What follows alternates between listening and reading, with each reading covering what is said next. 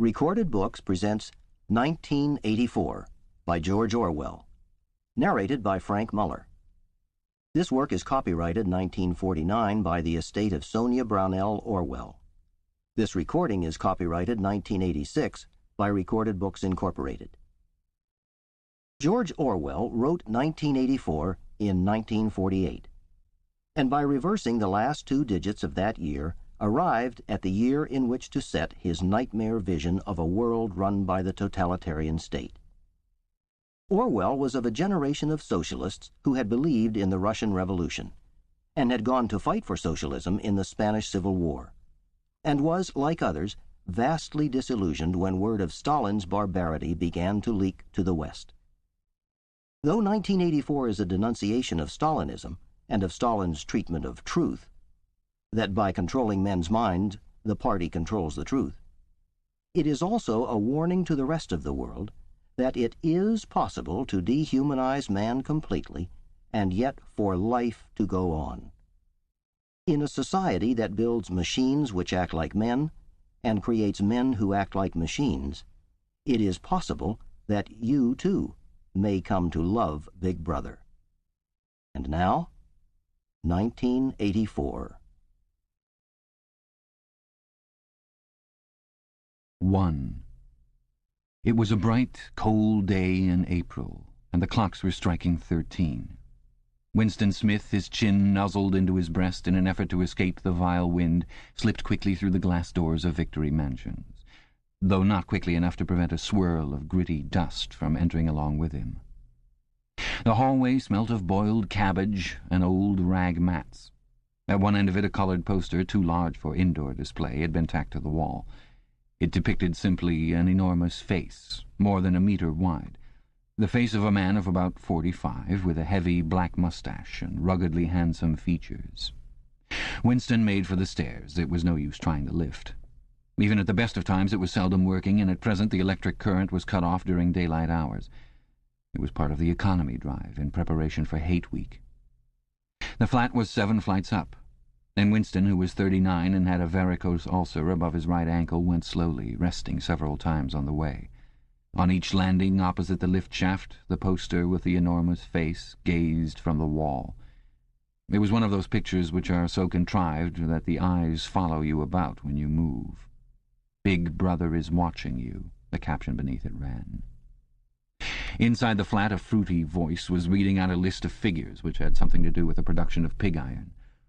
The voice came from an oblong metal plaque like a dulled mirror which formed part of the surface of the right-hand wall. Winston turned a switch and the voice sank somewhat, though the words were still distinguishable. The instrument, the telescreen it was called, could be dimmed, but there was no way of shutting it off completely.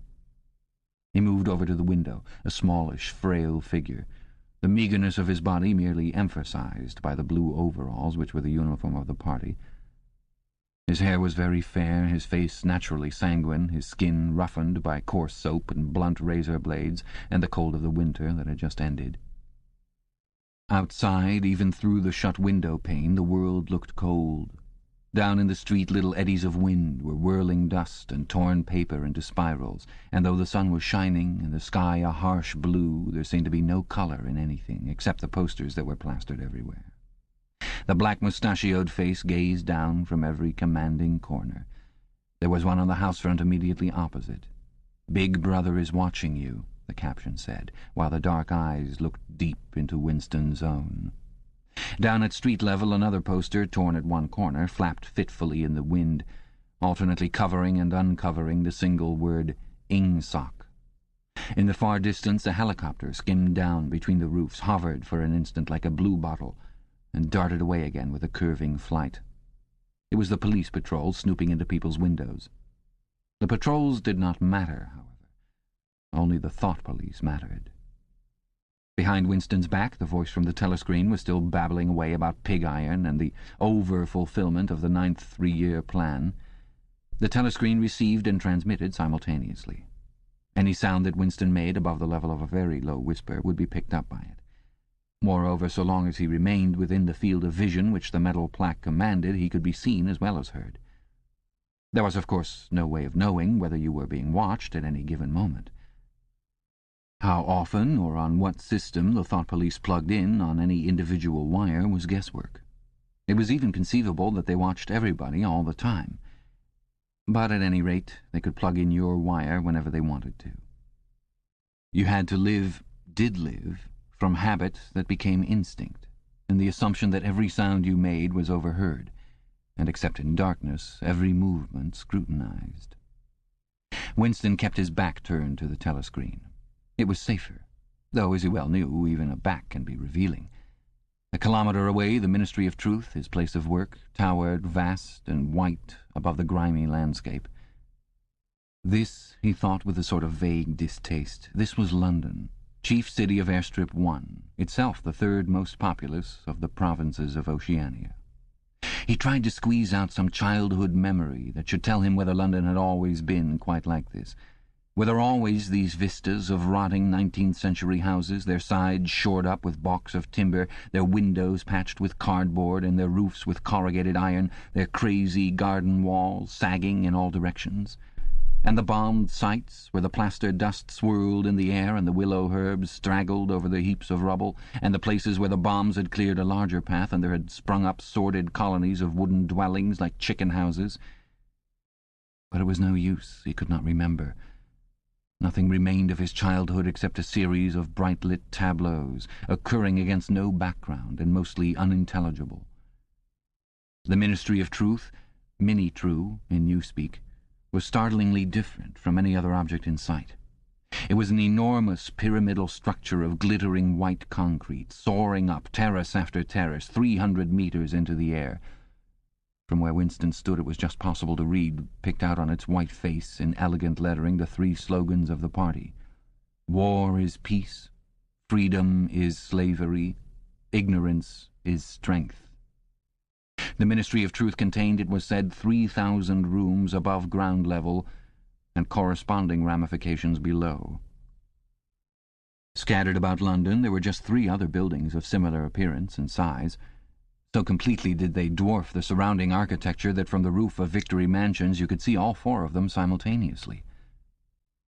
They were the homes of the 4 ministries between which the entire apparatus of government was divided.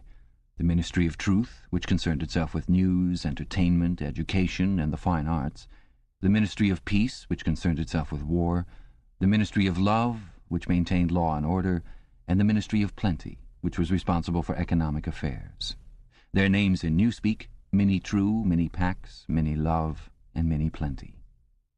The Ministry of Love was the really frightening one. There were no windows in it at all. Winston had never been inside the Ministry of Love, nor within half a kilometre of it. It was a place impossible to enter except on official business, and then only by penetrating through a maze of barbed wire entanglements, steel doors, and hidden machine-gun nests. Even the streets leading up to its outer barriers were roamed by gorilla-faced guards in black uniforms, armed with jointed truncheons. Winston turned round abruptly. He had set his features into the expression of quiet optimism which it was advisable to wear when facing the telescreen. He crossed the room into the tiny kitchen. By leaving the ministry at this time of day he had sacrificed his lunch in the canteen, and he was aware that there was no food in the kitchen except a hunk of dark-coloured bread which had got to be saved for tomorrow's breakfast. He took down from the shelf a bottle of colourless liquid with a plain white label marked Victory Gin. It gave off a sickly, oily smell, as of Chinese rice spirit. Winston poured out nearly a teacupful, nerved himself for a shock, and gulped it down like a dose of medicine. Instantly his face turned scarlet and the water ran out of his eyes. The stuff was like nitric acid, and moreover, in swallowing it, one had the sensation of being hit on the back of the head with a rubber club. The next moment, however, the burning in his belly died down, and the world began to look more cheerful. He took a cigarette from a crumpled packet marked Victory Cigarettes and incautiously held it upright, whereupon the tobacco fell out onto the floor. With the next he was more successful. He went back to the living room and sat down at a small table that stood to the left of the telescreen. From the table drawer he took out a pen holder, a bottle of ink, and a thick quarto-sized blank book with a red back and a marbled cover. For some reason the telescreen in the living room was in an unusual position. Instead of being placed, as was normal, in the end wall, where it could command the whole room, it was in the longer wall, opposite the window. To one side of it there was a shallow alcove in which Winston was now sitting, and which, when the flats were built, had probably been intended to hold bookshelves. By sitting in the alcove and keeping well back, Winston was able to remain outside the range of the telescreen, so far as sight went. He could be heard, of course, but so long as he stayed in his present position he could not be seen. It was partly the unusual geography of the room that had suggested to him the thing that he was now about to do. But it had also been suggested by the book that he had just taken out of the drawer. It was a peculiarly beautiful book. Its smooth, creamy paper, a little yellowed by age, was of a kind that had not been manufactured for at least 40 years past. He could guess, however, that the book was much older than that. He had seen it lying in the window of a frowsy little junk shop in a slummy quarter of the town, just what quarter he did not now remember, and had been stricken immediately by an overwhelming desire to possess it. Party members were supposed not to go into ordinary shops, dealing on the free market it was called, but the rule was not strictly kept, because there were various things, such as shoelaces and razor blades, which it was impossible to get hold of in any other way. He had given a quick glance up and down the street, and then had slipped inside and bought the book for $2.50. At the time he was not conscious of wanting it for any particular purpose. He had carried it guiltily home in his briefcase. Even with nothing written in it, it was a compromising possession. The thing that he was about to do was to open a diary. This was not illegal. Nothing was illegal, since there were no longer any laws. But if detected, it was reasonably certain that it would be punished by death, or at least by 25 years in a forced labor camp. Winston fitted a nib into the pen holder and sucked it to get the grease off.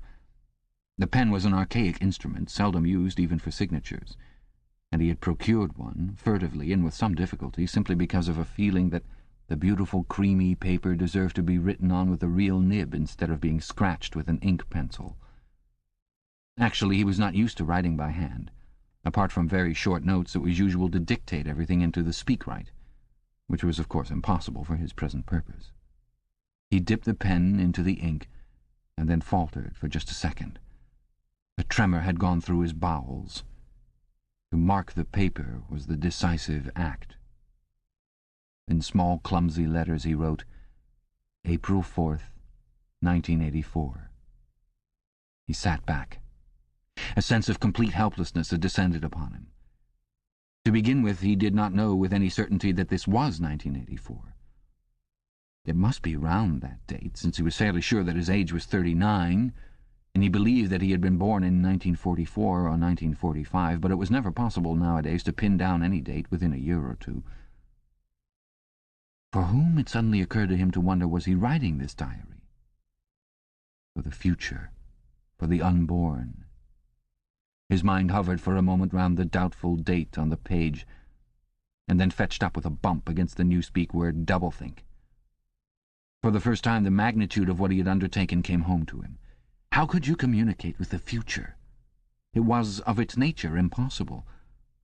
Either the future would resemble the present, in which case it would not listen to him, or it would be different from it, and his predicament would be meaningless. For some time he sat, gazing stupidly at the paper. The telescreen had changed over to strident military music. It was curious that he seemed not merely to have lost the power of expressing himself, but even to have forgotten what it was that he had originally intended to say. For weeks past he had been making ready for this moment, and it had never crossed his mind that anything would be needed except courage. The actual writing would be easy. All he had to do was transfer to paper the interminable, restless monologue that had been running inside his head literally for years. At this moment, however, even the monologue had dried up. Moreover, his varicose ulcer had begun itching unbearably.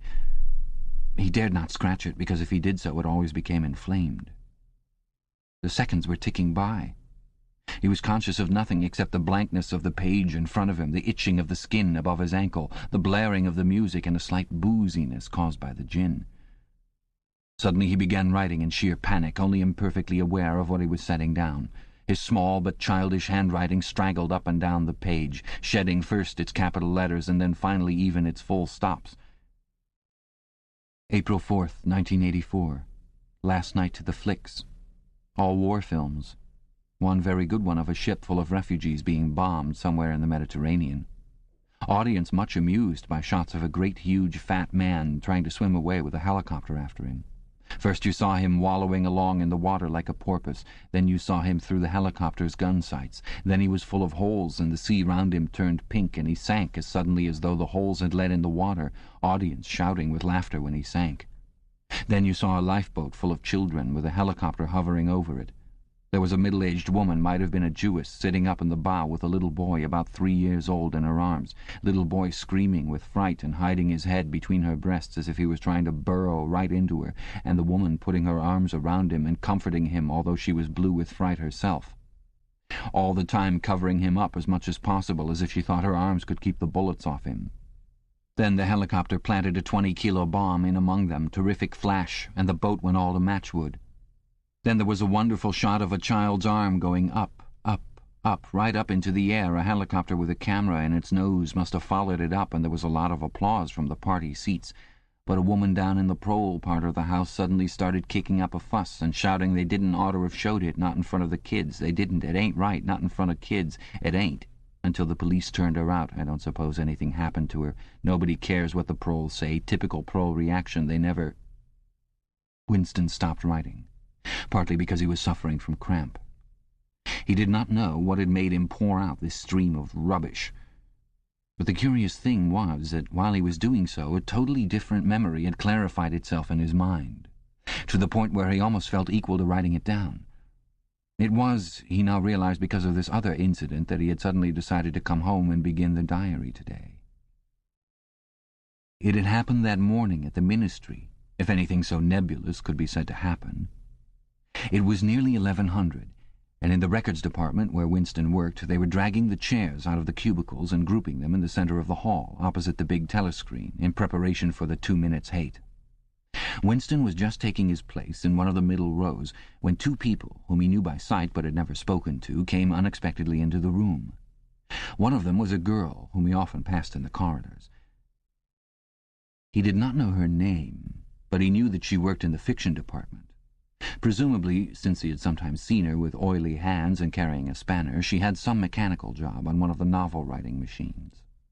She was a bold-looking girl of about 27, with thick dark hair, a freckled face, and swift, athletic movements. A narrow scarlet sash, emblem of the Junior Anti-Sex League, was wound several times around the waist of her overalls, just tightly enough to bring out the shapeliness of her hips. Winston had disliked her from the very first moment of seeing her. He knew the reason. It was because of the atmosphere of hockey fields and cold baths and community hikes and general clean-mindedness which she managed to carry about with her. He disliked nearly all women, and especially the young and pretty ones. It was always the women, and above all the young ones, who were the most bigoted adherents of the party, the swallowers of slogans, the amateur spies and nosers out of unorthodoxy. But this particular girl gave him the impression of being more dangerous than most. Once, when they passed in the corridor, she had given him a quick, sidelong glance, which seemed to pierce right into him, and for a moment had filled him with black terror. The idea had even crossed his mind that she might be an agent of the thought police. That, it was true, was very unlikely. Still, he continued to feel a peculiar uneasiness, which had fear mixed up in it as well as hostility, whenever she was anywhere near him. The other person was a man named O'Brien, a member of the inner party and holder of some post so important and remote that Winston had only a dim idea of its nature. A momentary hush passed over the group of people round the chairs as they saw the black overalls of an inner party member approaching. O'Brien was a large, burly man with a thick neck and a coarse, humorous, brutal face. In spite of his formidable appearance, he had a certain charm of manner. He had a trick of resettling his spectacles on his nose which was curiously disarming, in some indefinable way curiously civilized. It was a gesture which, if anyone had still thought in such terms, might have recalled an 18th-century nobleman offering his snuff-box. Winston had seen O'Brien perhaps a dozen times in almost as many years. He felt deeply drawn to him, and not solely because he was intrigued by the contrast between O'Brien's urbane manner and his prize-fighter's physique. Much more it was because of a secretly held belief, or perhaps not even a belief, merely a hope, that O'Brien's political orthodoxy was not perfect. Something in his face suggested it irresistibly. And again, perhaps it was not even unorthodoxy that was written in his face, but simply intelligence. But at any rate he had the appearance of being a person that you could talk to, if somehow you could cheat the telescreen and get him alone. Winston had never made the smallest effort to verify this guess. Indeed, there was no way of doing so. At this moment O'Brien glanced at his wristwatch, saw that it was nearly 1100, and evidently decided to stay in the records department until the 2 minutes' hate was over. He took a chair in the same row as Winston, a couple of places away. A small, sandy-haired woman who worked in the next cubicle to Winston was between them. The girl with dark hair was sitting immediately behind. The next moment a hideous, grinding screech, as of some monstrous machine running without oil, burst from the big telescreen at the end of the room. It was a noise that set one's teeth on edge and bristled the hair at the back of one's neck. The hate had started. As usual, the face of Emmanuel Goldstein, the enemy of the people, had flashed onto the screen. There were hisses here and there among the audience. The little sandy-haired woman gave a squeak of mingled fear and disgust. Goldstein was the renegade and backslider who once, long ago, how long ago nobody quite remembered, had been one of the leading figures of the party, almost on a level with Big Brother himself, and then had engaged in counter-revolutionary activities, had been condemned to death, and had mysteriously escaped and disappeared. The program of the 2 minutes' hate varied from day to day, but there was none in which Goldstein was not the principal figure. He was the primal traitor, the earliest defiler of the party's purity. All subsequent crimes against the party, all treacheries, acts of sabotage, heresies, deviations, sprang directly out of his teaching. Somewhere or other he was still alive and hatching his conspiracies, perhaps somewhere beyond the sea under the protection of his foreign paymasters, perhaps even, so it was occasionally rumoured, in some hiding place in Oceania itself. Winston's diaphragm was constricted. He could never see the face of Goldstein without a painful mixture of emotions. It was a lean, Jewish face with a great fuzzy aureole of white hair and a small goatee beard, a clever face, and yet somehow inherently despicable, with a kind of senile silliness in the long, thin nose, near the end of which a pair of spectacles was perched. It resembled the face of a sheep, and the voice, too, had a sheep-like quality. Goldstein was delivering his usual venomous attack upon the doctrines of the party, an attack so exaggerated and perverse that a child should have been able to see through it, and yet just plausible enough to fill one with an alarmed feeling that other people, less level-headed than oneself, might be taken in by it. He was abusing Big Brother, he was denouncing the dictatorship of the party, he was demanding the immediate conclusion of peace with Eurasia, he was advocating freedom of speech, freedom of the press, freedom of assembly, freedom of thought, he was crying hysterically that the revolution had been betrayed, and all this in rapid, polysyllabic speech which was a sort of parody of the habitual style of the orators of the party, and even contained newspeak words, more newspeak words indeed than any party member would normally use in real life. And all the while, lest one should be in any doubt as to the reality which Goldstein's specious claptrap covered, behind his head on the telescreen there marched the endless columns of the Eurasian army, row after row of solid-looking men with expressionless Asiatic faces who swam up to the surface of the screen and vanished, to be replaced by others exactly similar. The dull, rhythmic tramp of the soldiers' boots formed the background to Goldstein's bleating voice. Before the hate had proceeded for 30 seconds, uncontrollable exclamations of rage were breaking out from half the people in the room. The self-satisfied, sheep-like face on the screen and the terrifying power of the Eurasian army behind it were too much to be borne. Besides, the sight or even the thought of Goldstein produced fear and anger automatically. He was an object of hatred more constant than either Eurasia or Eastasia, since when Oceania was at war with one of these powers it was generally at peace with the other. But what was strange was that although Goldstein was hated and despised by everybody, although every day and 1,000 times a day on platforms, on the telescreen, in newspapers and books, his theories were refuted, smashed, ridiculed, held up to the general gaze for the pitiful rubbish that they were, in spite of all of this, his influence never seemed to grow less. Always there were fresh dupes waiting to be seduced by him. A day never passed when spies and saboteurs acting under his directions were not unmasked by the thought police. He was the commander of a vast, shadowy army, an underground network of conspirators dedicated to the overthrow of the state. The Brotherhood, its name was supposed to be. There were also whispered stories of a terrible book, a compendium of all the heresies of which Goldstein was the author and which circulated clandestinely here and there. It was a book without a title. People referred to it, if at all, simply as the book. But one knew of such things only through vague rumours.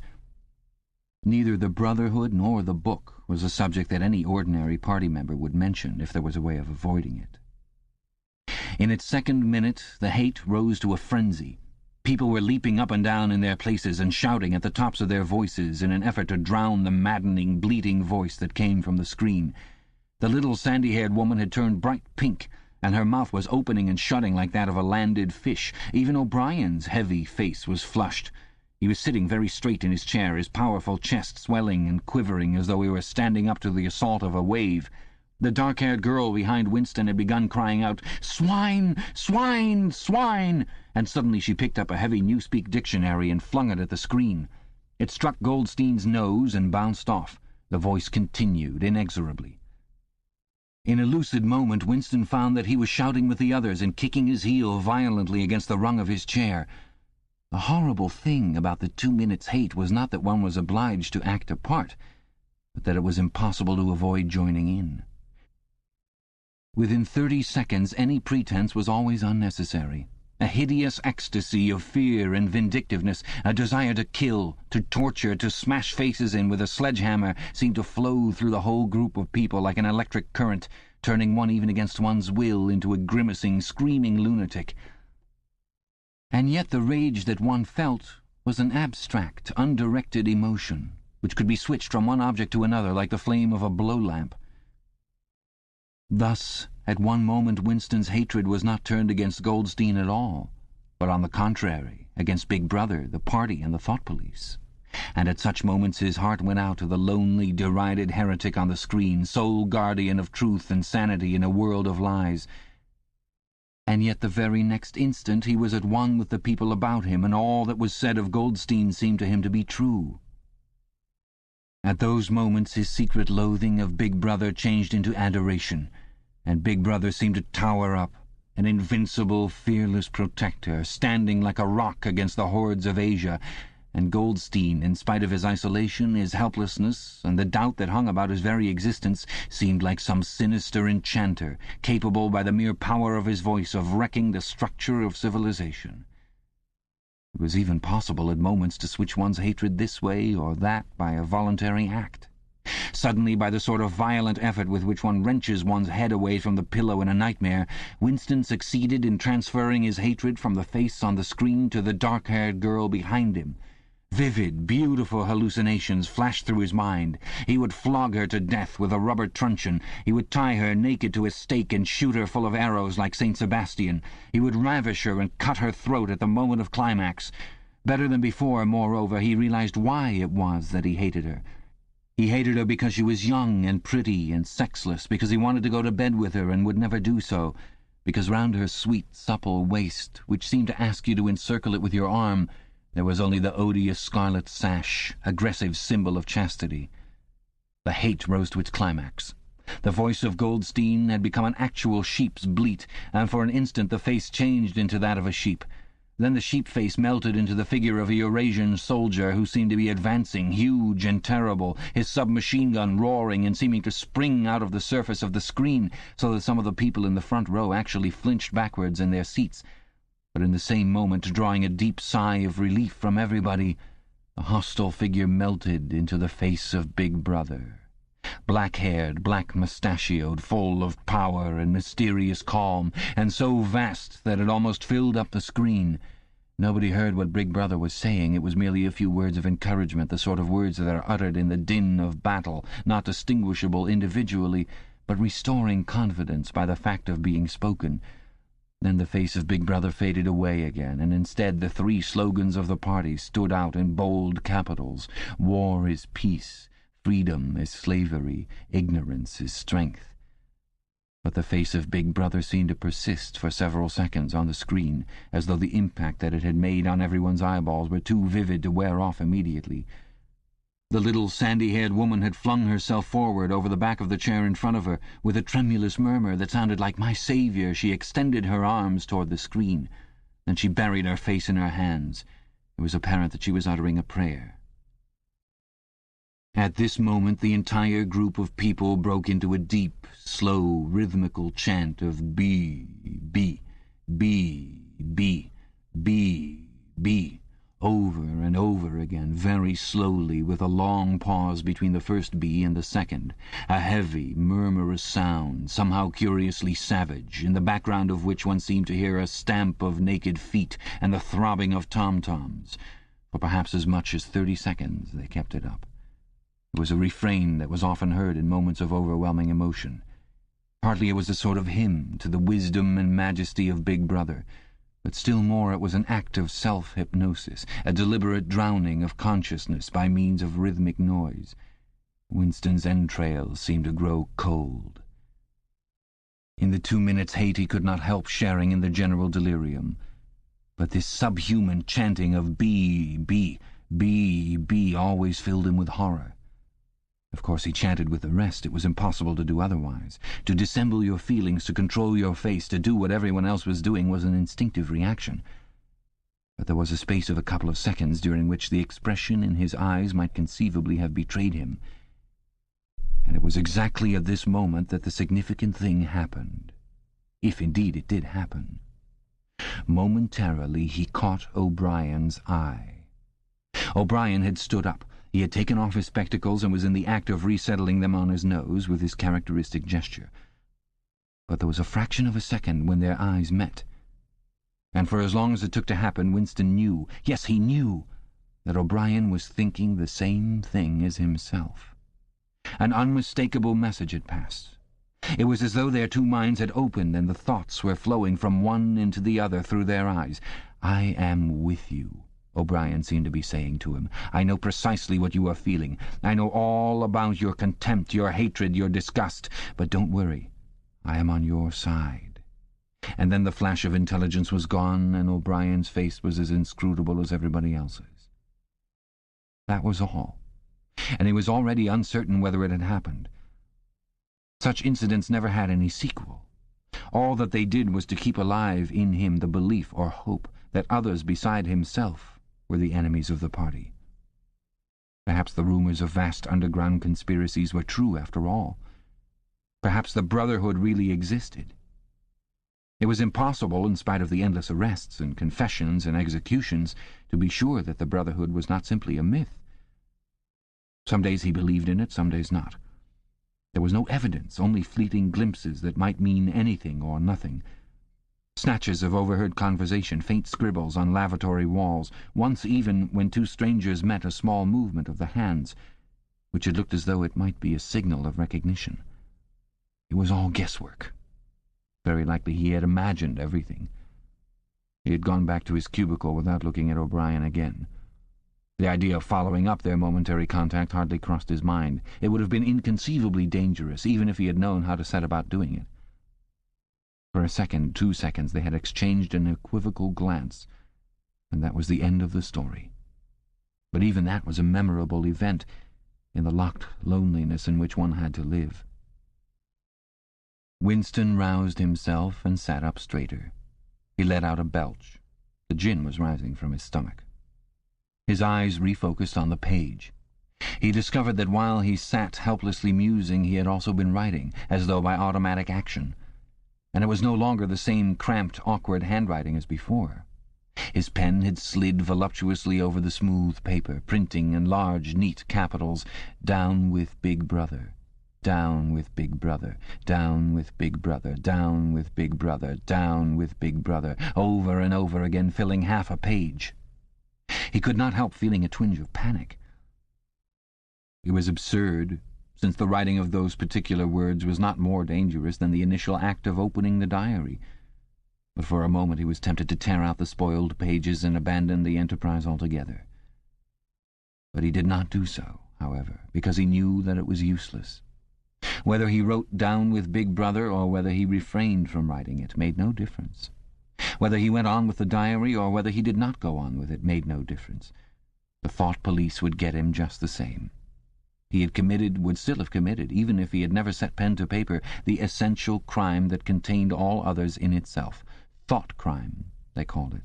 Thought crime was not a thing that could be concealed forever. You might dodge successfully for a while, even for years, but sooner or later they were bound to get you. It was always at night. The arrests invariably happened at night. The sudden jerk out of sleep, the rough hand shaking your shoulder, the lights glaring in your eyes, the ring of hard faces round the bed. In the vast majority of cases there was no trial, no report of the arrest. People simply disappeared, always during the night. Your name was removed from the registers. Every record of everything you had ever done was wiped out. Your one-time existence was denied and then forgotten. You were abolished, annihilated, vaporized was the usual word.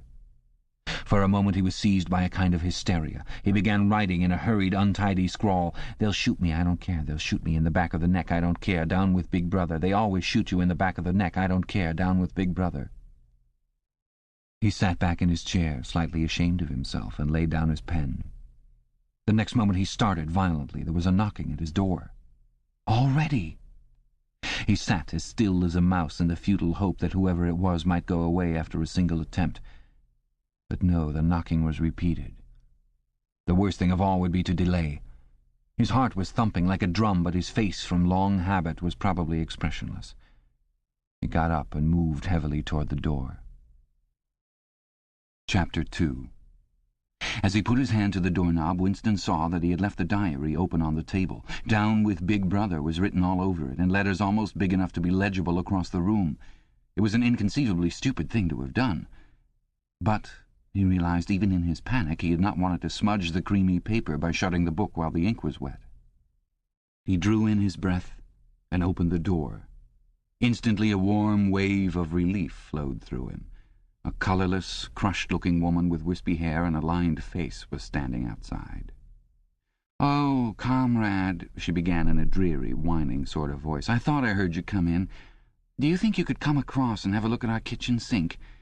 It's got blocked up and—" It was Mrs. Parsons, the wife of a neighbour on the same floor. Mrs. was a word somewhat discountenanced by the party. You were supposed to call everyone comrade, but with some women one used it instinctively. She was a woman of about 30, but looking much older. One had the impression that there was dust in the creases of her face. Winston followed her down the passage. These amateur repair jobs were an almost daily irritation. Victory mansions were old flats, built in 1930 or thereabouts, and were falling to pieces. The plaster flaked constantly from ceilings and walls, the pipes burst in every hard frost. The roof leaked whenever there was snow, the heating system was usually running at half steam when it was not closed down altogether for motives of economy.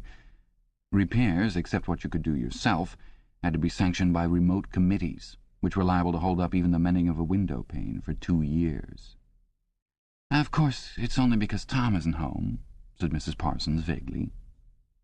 The Parsons flat was bigger than Winston's and dingy in a different way. Everything had a battered, trampled-on look, as though the place had just been visited by some large, violent animal. Games impedimenta, hockey sticks, boxing gloves, a burst football, a pair of sweaty shorts turned inside out lay all over the floor, and on the table there was a litter of dirty dishes and dog-eared exercise books. On the walls were scarlet banners of the Youth League and the Spies, and a full-sized poster of Big Brother.